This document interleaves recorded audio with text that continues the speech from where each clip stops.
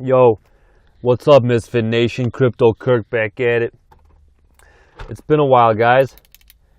It's been a while. A couple days I haven't talked to you. I miss you guys. How y'all doing? How's the start to your week? Pretty good? That's good. I like to hear that. I like to hear that. All right? My start's pretty good. I'm off on the right foot, I gotta say. I'm enjoying the week so far. Let's keep it going. Let's keep it rolling. All right, so I'm going to talk about a couple things. I'm going to talk about the Verge partnership. I'm going to talk about 3 things that we've swept under the carpet, okay? We've gotten amnesia, guys. Bitcoin is teeter-tottering. It can go one way or the other. It's going to go either up or down, and we don't know which one it's going to do. And then we're going to talk about exchange shenanigans. What is that? What are exchange shenanigans? We're going to get into that, okay? It happened today and it happened a while back, and everyone remembers the one from a while back, but I'm going to tell you guys about the one that happened today. And it happens, okay? And you might think it's bullshit, but I'm telling you that it's not. First things first. Verge, partnership, Pornhub, Brazzers, MindGeek. Get it, okay? Is it good for crypto? I don't know. I think investors are deep inside, they're disappointed. They're let down. They waited all this time, donated 75 million Verge. Well, most of it came from Token Pay. They donated like 20 million Verge, and this is what they get? Bit of a letdown, I gotta say. Okay, immediate impression, immediate reaction is dump Verge, and that's what happened. So, you know, we like to make fun of projects like this. It's fun. Crypto's a movie. Crypto's a movie. We like to make fun of these guys. You know, Sonarock is actually a genius from what I understand. Very smart individual. Goes against the grain. Doesn't take well to authority. My kind of guy. In all honesty, he's a misfit. He's a natural-born misfit. To accept 75 million Verge to announce a partnership with Pornhub, does that make sense? That we paid them as investors. We donated, okay? Without expecting anything in return. We donated $7.5 million into what may have gone into their pockets, for all we know. Okay, I'm not throwing accusations, but for all we know, in crypto, you're guilty until proven innocent in my eyes. Fuck you. Okay? And I'm not saying it to anyone in particular. I'm just giving a general fuck you to most everybody out there in crypto. Okay? Suck my balls. So, who's to say they didn't pocket it? So this partnership, there's a silver lining, because I'm playing devil's advocate. I'm talking with my buddy, this morning, and we're like, yo, this is big. I'm like, what are you talking about? He's like, mass adoption, Kirk. I'm like, well, yeah, maybe you're right, because Pornhub, jacking off, they're exploiting women, even men, we could say. But they're degrading women, more or less. What a nasty partnership. What a turnoff, right? And then he goes, well, how many people visit Pornhub? And I'm like, I don't know. We checked it. It was like 64 million visitors a day. So then he's like, well, don't you think they're going to put ads and banners and push Verge everywhere on their websites? There's like a gazillion websites owned by Pornhub or MindGeek, whatever the parent company is. And then I'm like, you know what? There is a silver lining. Those people, a lot of them, maybe don't have a clue about what crypto is, let alone Verge. Just yesterday. So we've got to let it play out. We have to let it play out. So this is interesting times. This could very well open the doors for mass adoption. We have to at least appreciate that. We might think that it's a shit coin. We have to appreciate its role in this play we call crypto that's unfolding right before our very eyes, okay? Second thing I want to talk about is we've got amnesia all of a sudden as stupid investors, okay? Like little children. That's how we are. We're little children. And amnesia all of a sudden. There's 3 events I'm going to throw on the table right now that happened this year, okay? No more than 90 days ago, we encountered these 3 events. And just because Bitcoin hit $8,000, we got amnesia and completely forgot about any negativity or FUD that's most likely building up and working up behind the scenes as we speak. And the curtains are going to open up and it's going to get unveiled to us, and we just simply forgot about it. Short-term memory loss, amnesia, and one of them is Tether. Okay, what's going on with Tether? Do you guys even read up on Tether? I haven't in a while. I remember every time I read about it, it's entangled in some bullshit. The last time was mid to late March, like March 23rd. They did 2 things. They made 2 decisions back to back that should be alarming to most, but we've forgot about it since. Okay, and the community has done nothing about it. A, they canceled an already scheduled external third-party audit of their bank accounts. They canceled it, straight up canceled it. Said, no, you know what, we're not doing it. Days in advance. Days after that, they went ahead and printed, or rather generated, $300 million worth of Tether tokens. Okay, if you guys don't know anything about stable coins, that's what Tether is. A stable coin is tied to the dollar or euro or whatever it is. Okay, some Korean, Japanese, the yen, the yuan, I don't know, whatever. So in this case, Tether USDT is tied to the dollar. So roughly, give or take, plus or minus a couple cents, Tether's usually worth $1. Okay, even money. But in order to be considered a stable coin, you need to show that you have reserves or enough money to back up however many tokens you have in circulation. So for instance, if Tether has 1 billion tokens in circulation, they better have at least $1 billion in their bank account. And that's what this external audit was set to come to a conclusion to. Now, they canceled it. Now we don't know. The community did nothing about it. Okay, so until the community, the crypto, good guys decide to stand up and say, F that, we demand an external audit of your bank accounts. We want to get to the bottom of this once and for all. Okay? All we have now is what Bitfinex and whatever the parent company has said about all they've done is internal audits, and they claim to have enough in the bank.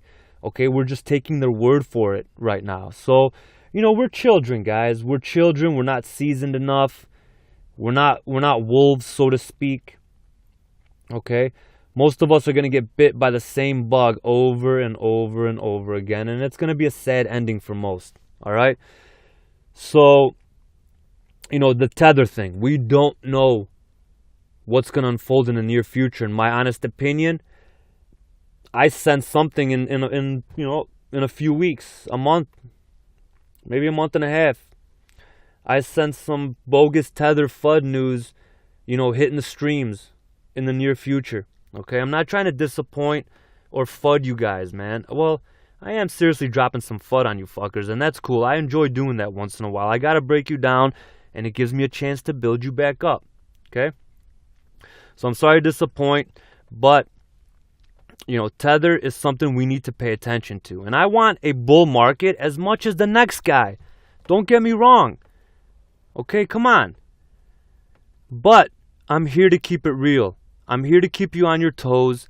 We're here to stay alert, eye on the prize, which is collecting and gathering up the Bitcoin. Okay? Always be collecting Bitcoin. ABC, always be collecting Bitcoin, all right? So, Tether, keep an eye on it. Stable coins, are they the Achilles heel of crypto? Some say they are. Okay? If you notice in the past, when Tether prints up a lot, Bitcoin goes up right after it. Okay?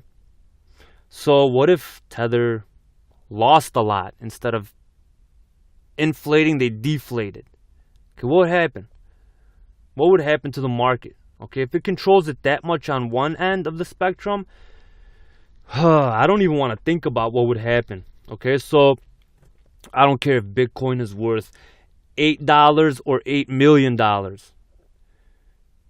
A Tether crash can happen at any point that would wreck every single one of us. Okay, so keep it in the back of your head. We're keeping it real. Number 2, SEC regulations. What's happened with that? No one's talking about it anymore. What? Bitcoin hits 8,000 and we simply forget? I told you guys in a video about a week or two ago, SEC, based on my research and what I've seen across social media and what I've read and watched, they are building a case secretly and behind closed doors, handing out subpoenas and building cases against projects, devs, even us, you and me, us investors and promoters, okay? So they're secretly building a case and the hammer's going to drop. We don't know when. We don't know what their next ruling on overall crypto is going to be, okay? But we've just simply stopped talking about it. I don't get it. Are we that foolish? Just a little bit of green and, we're green behind the ears. No. We're either green or you're wet behind the ears, okay? But we're so fucked up that we have wet green stuff behind our ears, okay? I don't know about you, but I don't want wet green stuff behind my ears, okay? That's where we're at, though. So we keep getting fooled over and over again. We simply forget. Just a little bit of green shows up on the charts and we go slow on everybody. So, SEC, when's it going to happen? We don't know. What's the next ruling? What kind of an effect is it going to have on the market? Positive, negative, neutral? We don't know. Okay? Bitcoin can be $10,000, $20,000. SEC can drop the hammer and screw us all. All right? So, something to keep in the back of your mind, guys. We got Tether, we got SEC regulations. Number 3, the scariest one of all. The one that has me hiding underneath the bed the most is Mt. Gox whales. Okay, guys, we already know based on what Mark Karpelès said. Well, it was supposedly Mark Karpelès in that AMA on Reddit. We're going to take his word for it. It sounded honest and genuine. I'm going with it. I don't know about you. But he said based on Japanese bankruptcy law, the settlement was everybody was gonna get 160,000 Bitcoin. So all the main shareholders of Mt. Gox, which is 5 or 6 of them, I think, each are getting 160,000 Bitcoin from the bankruptcy settlement. That is Japanese bankruptcy law for you. Okay? So isn't that scary, guys? We already, based on how Mark Karpelès feels about it, he's super guilty. Okay, and when you're guilty, when you have a guilty conscience like that, you tend to make emotional and irrational decisions. Okay, you're not thinking straight. He's not thinking straight right now. Who's to say when you're dead fast asleep, he's not going to sell 10,000 Bitcoin at 2 in the morning? Okay, you're going to wake up and your shit's wrecked.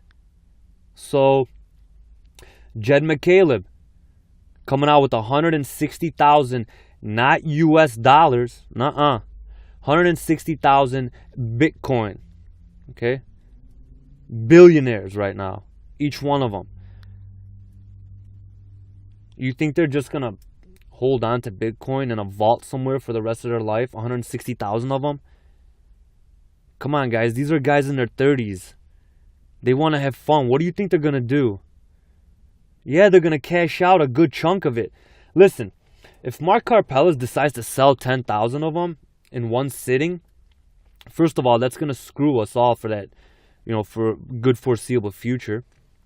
We're going to have to climb back from that mess.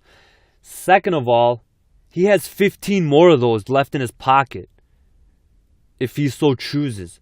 15 more of those days. Not to mention, there's 4 more of those guys that have 16 of those days in their back pocket. Okay? So that's like 100 days of absolutely crushing the market if they so choose. That's scary, man. I don't know about you, but that fucking... I pooped my pants when I was thinking about these three things to talk about to you guys. When I got to the third one, I pooped my pants. I had to stop.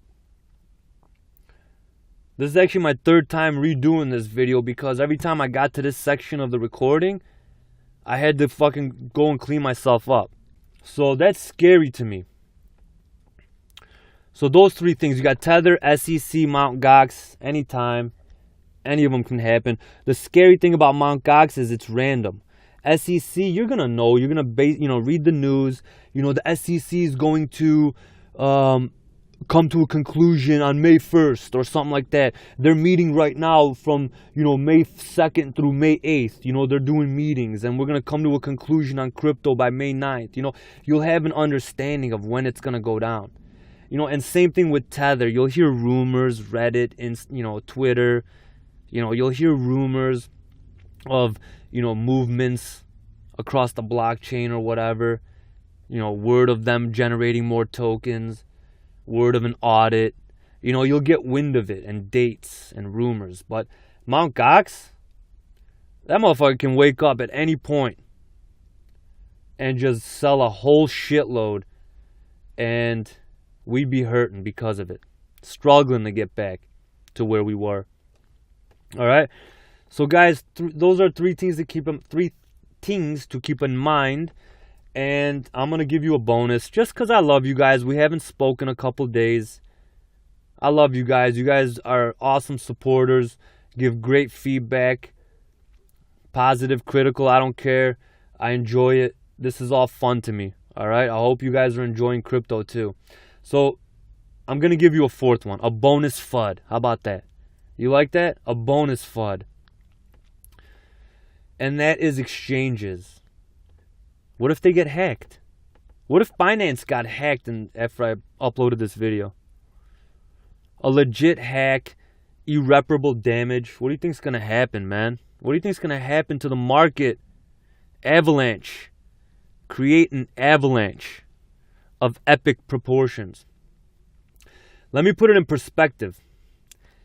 These exchanges are under attack every second of every day, of every week, of every month, of every year, from now until we're done using public centralized exchanges. Okay, until then, your money and portfolio is at risk.